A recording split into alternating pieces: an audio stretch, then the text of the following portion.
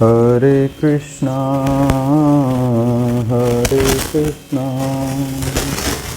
कृष्णा कृष्णा हरे हरे हरे राम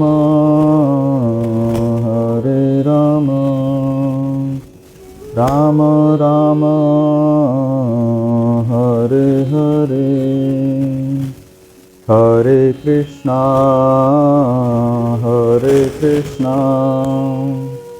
कृष्णा कृष्णा हरे हरे हरे राम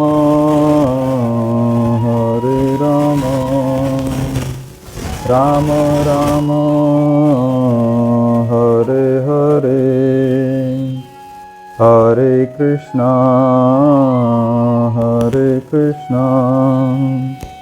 कृष्णा कृष्णा हरे हरे हरे राम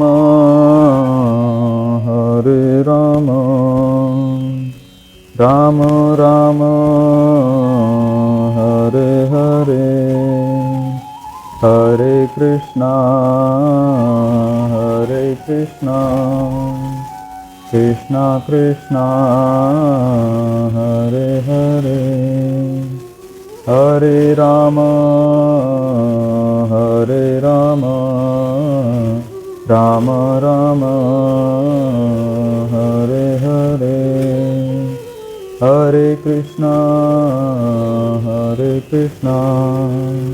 कृष्णा कृष्णा हरे हरे हरे राम राम राम हरे हरे।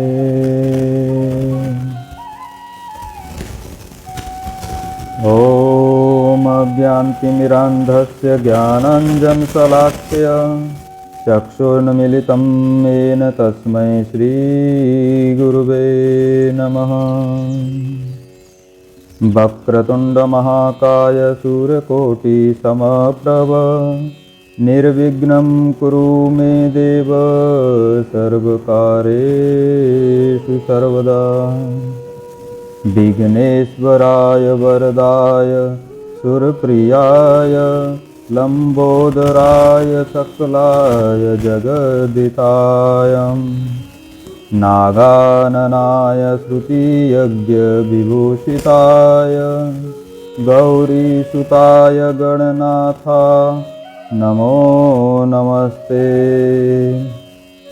देवी सरस्वती महाभागे विद्ये कमललोचने विद्यारूपे विशालाक्षी विद्यां देहि नमोस्तुते। ॐ कृष्णाय वासुदेवाय हरये परमात्मने प्रणतक्लेशनाशाय गोविन्दाय नमो नमः। सच्चिदानन्दरूपाय विश्वोत्पत्त्यादिहेतवे तापत्रयविनाशाय श्रीकृष्णाय वयं नमः। कस्तूरीतिलकं ललाटपटले वक्षस्थले कौस्तुभं नासाग्रे वरमौक्तिकं करतले वेणुकरे कङ्कणं सर्वाङ्गे हरिचन्दनं सुललितं कण्ठे च मुक्तावली गोपस्त्रीपरिवेष्टितो विद्यते गोपालचूडामणि। मूकं करोति वाचालं पंगुं लंघ्यते गिरिरं यत्कृपातमः वन्दे परमानन्दमाधवम्। ईश्वरः परमः कृष्ण सच्चिदानंद विग्रह अनादिरादिर्गोविन्दः सर्वकारण कारणम्। हे कृष्ण करुणा सिंधु दीनबंधु जगत्पते गोपेश गोपिकान्तं राधाकान्तं नमस्तुते। तप्त कांचन गौरांगी श्रीराधे वृंदावनेश्वरी वृषभानुसुते देवी प्रणमामि हरिप्रिये। लोकाभिरामं रणरङ्गधीरं राजीवनेत्रं रघुवंशनाथं कारुण्यरूपं करुणाकरं तं श्रीरामचन्द्रं शरणं प्रपद्ये। अतुलितबलधामं हेमशैलावदेहं दनोजवनकृशानुं ज्ञानिनाग्रगण्यं सकलगुणनिधानं वानराणामधीशं रघुपतिप्रियभक्तं वातजातं नमामि। मनोजवं मारुतुल्यवेगं जितेन्द्रियं बुद्धिमतां वरिष्ठं वातात्मजं वानरयूथमुख्यं श्रीरामदूतं शरणं प्रपद्ये। वाञ्छाकल्पतरुभ्यश्च कृपा सिन्धुभ्येव च पतितानां पावनेभ्यो वैष्णवेभ्यो नमो नमः। हरे कृष्णा कृष्ण कृष्ण हरे हरे, हरे राम राम राम हरे हरे। हरे कृष्णा कृष्ण कृष्ण हरे हरे, हरे राम राम राम हरे हरे। त्वमेव माता च पिता त्वमेव बन्धु च सखा त्वमेव विद्या द्रविणं त्वमेव सर्वं मम देवदेवा। चिन्तामणिप्रक्रंसदसु कल्पवृक्षलक्षावृतेषु सुरभिर्भिपालयन्तं लक्ष्मीसहस्रशतसम्भ्रम सेव्यमानं गोविन्दमादिपुरुषं तमहं भजामि।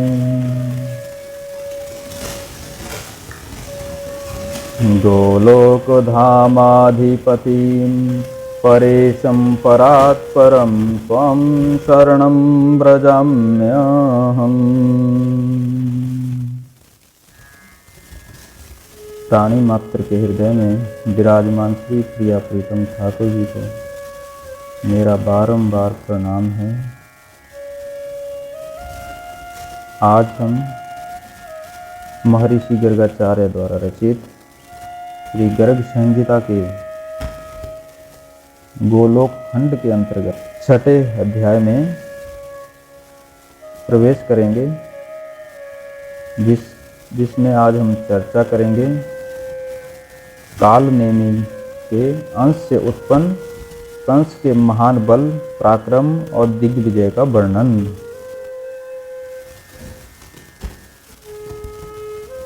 राजा बहुलास्व ने कहा, देव ऋषि शिरोमणे, यह महान बल और पराक्रम से संपन्न कंस पहले किस दैत्य के नाम से विख्यात था? आप इसके पूर्व जन्मों और कर्मों का विवरण मुझे सुनाइए। श्री नारद जी कहते हैं, राजन, पूर्व काल में समुद्र मंथन के अवसर पर महान असुर काल नेमि ने भगवान विष्णु के साथ युद्ध किया। उस युद्ध में भगवान ने उसे बलपूर्वक मार डाला। उस समय शुक्राचार्य जी ने अपनी संजीवनी विद्या के बल से उसे पुनः जीवित कर दिया। तब वह पुनः भगवान विष्णु से युद्ध करने के लिए मन ही मन उद्योग करने लगा। उस समय वह दानव मंद्रांचल पर्वत के समीप तपस्या करने लगा। प्रतिदिन दूब का रस पीकर उसने देवेश्वर ब्रह्मा की आराधना की। देवताओं के कालमान से 100 वर्ष बीत जाने पर ब्रह्मा जी उसके पास गए। उस समय काल नेमि के शरीर में केवल हड्डियां रह गई थी और उस पर दिमके चढ़ गई थी। ब्रह्मा जी ने उसे वर मांगो। ब्रह्मा जी ने उसे कहा, वर मांगो। काल नेमि ने कहा, इस ब्रह्मांड में जो महाबली देवता स्थित है उन सब के मूल भगवान विष्णु है। उन संपूर्ण देवताओं के हाथ से मेरी मृत्यु ना हो। ब्रह्मा जी ने कहा, दैत्य, तुमने जो यह उत्कृष्ट वर मांगा है वह तो अत्यंत दुर्लभ है, तथापि किसी दूसरे समय तुम्हें यह प्राप्त हो सकता है। मेरी वाणी कभी झूठी नहीं हो सकती। श्री नारद जी कहते हैं, राजन, फिर वही कालनेमि नामक असुर पृथ्वी पर उग्रसेन की स्त्री पद्मावती के गर्भ से उत्पन्न हुआ। कुमारावस्था में ही वह बड़े बड़े पहलवानों के साथ कुश्ती लड़ा करता था। एक समय की बात है, मगधराज जरासंध दिग्विजय के लिए निकला। यमुना नदी के निकट इधर उधर उसकी छावनी पड़ गई। उसके पास कुबल्य पीड़ नामक एक हाथी था जिसमें 1000 हाथियों के समान शक्ति थी। उसके गंड स्थल से मद चू रहा था। एक दिन उसने बहुत सी सांकलों को तोड़ डाला और शिविर से बाहर की ओर दौड़ चला। शिविरों, गृहों और पर्वतीय तटों को तोड़ता फोड़ता हुआ वह उस रंगभूमि अखाड़े में जा धमका जहाँ कंस भी कुश्ती लड़ रहा था। उसके आने पर सभी शूरवीर भाग चले। उसे आया देख कंस उस हाथी की सूंड पकड़ी और पृथ्वी पर गिरा दिया। इसके बाद कंस कुबल्य पीड़ को पुनः दोनों हाथों से पकड़कर घुमाया और जरासंध की सेना में, जो वहां से बहुत दूर थी, फेंक दिया। मगध नरेश जरासंध कंस के इस अद्भुत बल को देखकर अत्यंत प्रसन्न हुआ और उसने अस्थि तथा प्राप्ति नाम की अपनी 2 परम सुंदरी कन्याओं का विवाह उसके साथ कर दिया। उस जरापुत्र ने 1 अरब घोड़े, 1 लाख हाथी, 3 लाख रथ और 10 लाख दासियां कंस को दहेज में दी। कंस द्वंद्व युद्ध का प्रेमी था। उसने बाहुबल के मद से अकेला ही द्वंद्व युद्ध के लिए उन्मत्त रहता था। वह प्रचंड पराक्रमी वीर महिष्मतीपुरी में गया। महिष्मती नरेश के 5 पुत्र प्रख्यात मल्ल थे और मल्ल युद्ध में विजय पाने का हौसला रखते थे। उनके नाम थे चाणूर, मुष्टिक, कूट, शल्य और तोसल। कंस ने साम नीति का आश्रय ले प्रेम पूर्वक उनसे कहा, तुम लोग मेरे साथ मल्ल युद्ध करो। यदि तुम्हारी विजय हो जाएगी तो मैं तुम्हारा सेवक होकर रहूँगा, और कदाचित मेरी विजय हो गई तो तुम सबको भी मैं अपना सेवक बना लूँगा। वहाँ जितने भी नागरिक महान पुरुष थे उन सब के सामने कंस इस प्रकार की प्रतिज्ञा की और विजय पाने की इच्छा रखने वाले उन वीरों के साथ मल्ल युद्ध आरंभ कर दिया। ज्यों ही चाणूर आया या देशवर, कंस ने उच्च स्वर से गर्जना करते हुए उसे पकड़कर पृथ्वी पर दे मारा। उसी क्षण मुष्टिक भी वहां आ गया। वह रोष से मुक्का ताने हुए था। कंस ने उसे भी एक ही मुक्के से धराशाही कर दिया। अब कूट आया। कंस ने उसके दोनों पैर पकड़ लिए और जमीन पर दे मारा। फिर ताल ठोंकता हुआ सल भी दौड़कर आ पहुंचा। उसने उसे एक ही हाथ से पकड़ा और जमीन पर पटक कर घसीटने लगा। इसके बाद कंस ने तोसल के दोनों हाथ बलपूर्वक पकड़ लिए और जमीन पर पटक दिया। फिर तत्काल उठकर 10 योजन की दूरी पर फेंक दिया। इस प्रकार यादवेश्वर कंस उन सभी वीरों को अपना सेवक बनाकर मेरे नारद जी के कहने से उन योद्धाओं के साथ उसी क्षण श्रेष्ठ पर्वत प्रवर्षण गिरी पर जा पहुंचा। वहां पर वानर द्विविद को अपना अभिप्राय बताकर उसके साथ 20 दिनों तक अविराम युद्ध करता रहा। द्विविद ने पर्वत की चट्टानें उठाकर उसे कंस के मस्तक पर फेंका, किंतु कंस ने उस शिलाखंड को पकड़कर उसी के ऊपर चला दिया। तब द्विविद कंस पर मुक्के से प्रहार करके आकाश में उड़ गया। कंस भी उसका पीछा करके उसे पकड़ लिया और लाकर जमीन पर पटक दिया। कंस के प्रहार से द्विविद को मूर्छा आ गई। उसकी सारी उत्साह शक्ति जाती रही, हड्डियां चूर चूर हो गई। फिर तो वह भी कंस का सेवक बन गया। तदंतर कंस द्विविद के साथ वहां से ऋष्यमुख वन में गया। वहां केसी नाम से विख्यात एक महादैत्य रहता था, जिसकी घोड़े के समान आकृति थी। वह बादल के समान गरजता था। उसे मुक्कों की मार से अपने बस में करके कंस उस पर सवार हो गया। इस प्रकार वह महान पराक्रमी कंस महेंद्रगिरी पर जा पहुंचा। दानवराज कंस ने उस पर्वत को 100 बार उखाड़कर ऊपर को उठा लिया। फिर वहां रहने वाले मुनिवर परशुराम जी के, जिनके नेत्र क्रोध से लाल थे और जो प्रलय काल के सूर्य की भांति तेजस्वी थे, चरणों में मस्तक झुकाया और बारंबार उनकी प्रदक्षिणा की। फिर उनके दोनों चरणों में वह लेट गया। तब अत्यंत उग्र दृष्टि वाले परशुराम जी की क्रोधाग्नि शांत हो गई। वे बोले, रे कीट, रे बंदरिया के बच्चे, तू मच्छर के समान तुच्छ है। तू बल के घमंड में चूर रहने वाला दुष्ट क्षत्रिय है। मैं आज ही तुझे मौत के मुंह में भेजता हूँ। देख, मेरे पास यह महान धनुष है। इसकी गरुता लाख भार लगभग 3 लाख मन के बराबर है। त्रिपुरासुर से युद्ध के समय भगवान विष्णु ने यह धनुष भगवान शंकर को दे दिया था।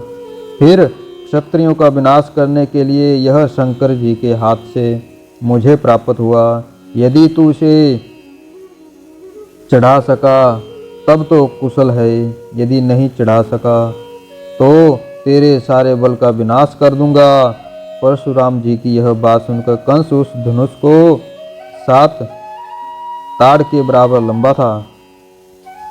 परशुराम जी की बात सुनकर कंस ने उस धनुष को, जो 7 ताड़ के बराबर लंबा था, उठा लिया और परशुराम जी के देखते ही देखते उसे लीलापूर्वक चढ़ा दिया।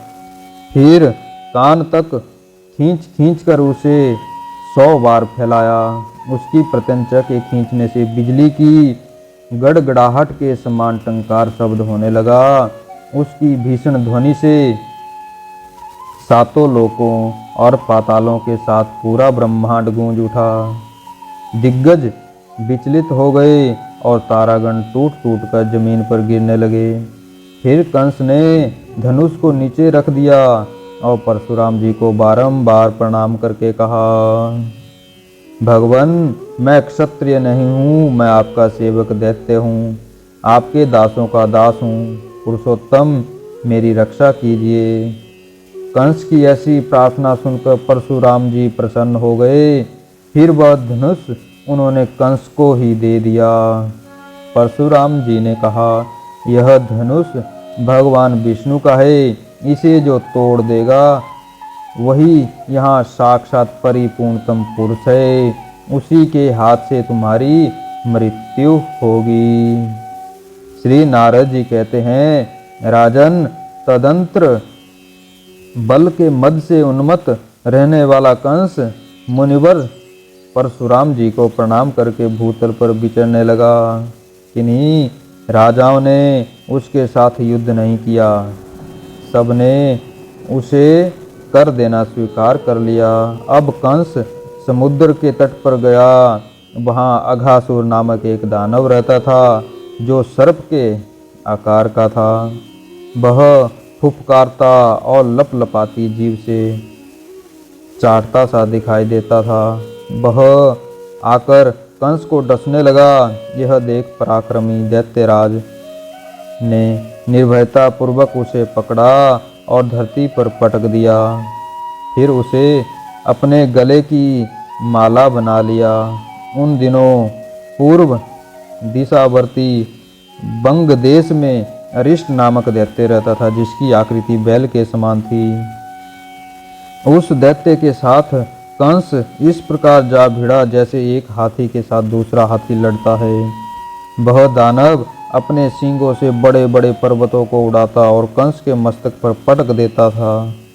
कंस भी उसी पर्वत को हाथ में लेकर अरिष्टासुर पर दे मारता था। उस युद्ध में दैत्यराज कंस ने मुक्के से अरिष्टासुर पर प्रहार किया, जिससे वह दानव मूर्छित हो गया। इस प्रकार उस अरिष्टासुर को पराजित करके उसके साथी कंस उत्तर दिशा की ओर चल दिया। प्रयाग ज्योतिषपुर के स्वामी महाबली भूमिपुत्र नरक के पास जाकर युद्धार्थी कंस ने उससे कहा, दैत्येश्वर, तुम मुझे युद्ध करने का अवसर दो। यदि संग्राम में तुम्हारी जीत हो गई तो मैं तुम्हारा सेवक बन जाऊंगा। साथ ही मुझे विजय प्राप्त होने पर तुम सबको मेरा भृत्य बनना पड़ेगा।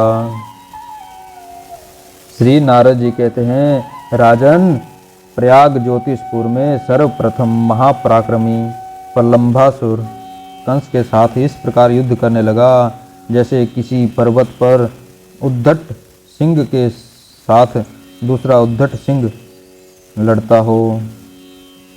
कंस ने उस मल्लयुद्ध में प्रलंबासुर को पकड़ा और पृथ्वी पर दे मारा। फिर उसे उठाकर प्रयाग ज्योतिषपुर के स्वामी भौमासुर के पास फेंक दिया। तदंतर धेनुक नाम से विख्यात दानव ने आकर कंस को रोषपूर्वक पकड़ लिया। उसने दारुण बल का प्रयोग करके कंस को दूर तक पीछे हटा दिया। तब कंस ने भी धेनुकासुर को बहुत दूर पीछे धकेल दिया और सुदृढ़ घूंसों से मारकर उसके शरीर को चूर चूर कर दिया। तदंतर भौमासुर की आज्ञा से तृणावृत कंस को पकड़कर लाख योजन ऊपर आकाश में ले गया और वहीं युद्ध करने लगा। कंस ने अपनी अनंत शक्ति लगाकर बलपूर्वक उस दैत्य को आकाश से खींचकर पृथ्वी पर पटक दिया। उस समय तृणाव्रत के मुख से खून की धार बह चली। इसके बाद महाबली बकासुर आकर अपनी चोंच से कंस को निगल जाने की चेष्टा करने लगा। कंस ने ब्रज के समान कठोर मुक्के से प्रहार करके उसे भी धराशायी कर दिया। बलवान बकासुर फिर उठ गया। उसके पंख सफ़ेद थे, वह मेघ के समान गंभीर गर्जना करता था। क्रोधपूर्वक उड़कर तीखी चोंच वाले उस बकासुर ने कंस को निगल लिया। कंस का शरीर वज्र की भांति कठोर था। निगल जाने पर उसने उस दानव के गले की नील को रुंध दिया। फिर महान बली बकासुर ने कंठ छिद जाने के कारण कंस को मुंह से बाहर निकाल दिया। तदंतर कंस ने उस दैत्य को पकड़कर जमीन पर पटका और दोनों हाथों से घुमाता हुआ उसे वह युद्ध भूमि में घसीटने लगा।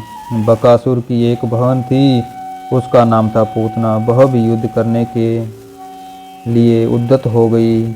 उसे उपस्थित देख कंस ने हंसते हुए कहा, पूतने, मेरी बात सुन लो। तुम स्त्री हो, मैं तुम्हारे साथ कभी भी लड़ नहीं सकता। अब यह बकासुर मेरा भाई और तुम बहन होकर रहो। तदंतर महान पराक्रमी कंस को देखकर भौमासुर ने भी पराजय स्वीकार कर ली। फिर देवताओं से युद्ध करने के समय सहायता प्रदान करने के लिए वह कंस के साथ सौहार्द पूर्ण बर्ताव करने लगा। इस प्रकार गर्ग संहिता में गोलोक खंड के अंतर्गत नारद बहुलाश व संवाद में कंस के बल का वर्णन नामक 6ठा अध्याय पूर्ण हुआ। हरे कृष्ण कृष्ण कृष्ण हरे हरे, हरे राम राम राम हरे हरे। श्री कृष्ण चरणम अर्पणम अस्तु। हरे कृष्ण कृष्ण कृष्ण हरे हरे, हरे राम राम राम हरे हरे। हरे कृष्ण कृष्ण कृष्ण हरे हरे, हरे राम राम राम हरे हरे।